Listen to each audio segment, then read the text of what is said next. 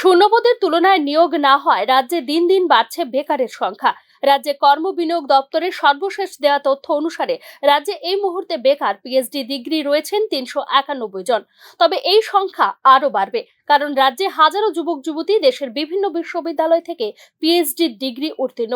তাদের মধ্যে অনেকেই কর্ম বিনিয়োগ দপ্তরের নাম নথিভুক্ত করেননি। রাজ্যে স্নাতকোত্তর বেকার রয়েছেন 64,096 জন, স্নাতক বেকার রয়েছেন 89,021 জন, উচ্চতর মাধ্যমিক উত্তীর্ণ বেকার রয়েছেন প্রায় 35,117 জন, মাধ্যমিক উত্তীর্ণ বেকার রয়েছেন 2,53,890 জন, বিভিন্ন ডিপ্লোমাধারী বেকার রয়েছেন 19,083 জন।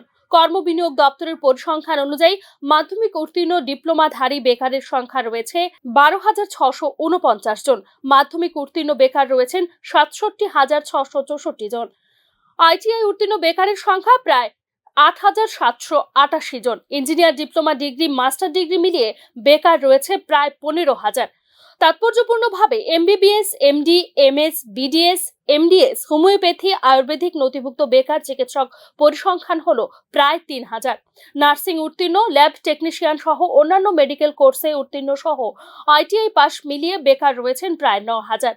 B Ed, MEd, DElEd, BBA, MBA, BLLB, honours, LLB, LLM মিলিয়ে ও নথিভুক্ত বেকার প্রায় 11,000। নেট এবং স্লেট উত্তীর্ণ বেকার রয়েছে প্রায় 1,899 জন। অর্থাৎ রাজ্য সরকারের কর্ম বিনিয়োগ দপ্তরের দেয়া সর্বশেষ তথ্য অনুসারে রাজ্যে বর্তমানে নথিভুক্ত বেকার রয়েছেন প্রায় 5 লক্ষ। সরকারিভাবে এই তথ্য দেওয়া হলেও বাস্তবে বেকারের সংখ্যা আরো বেশি বলে মনে করছেন সংশ্লিষ্ট তথ্যবিজ্ঞ মহল। অভিযোগ, রাজ্যে এখন কর্ম বিনিয়োগ দপ্তরের মাধ্যমে চাকরির জন্য নাম নথিভুক্তকরণ এক প্রকার বন্ধ। যেহেতু এখন রেজিস্ট্রেশন বন্ধ, তাই বাধ্য হয়ে 2 বছর আগের তথ্য প্রদান হচ্ছে বলে উঠে এসেছে নিউজ নাওয়ের অন্তর্তদন্তে।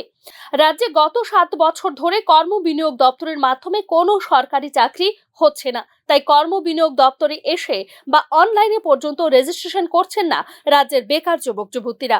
স্বাভাবিক কারণেই এক্ষেত্রে প্রশ্ন উঠছে সরকারের ভূমিকা নিয়ে। Bureau report, news now.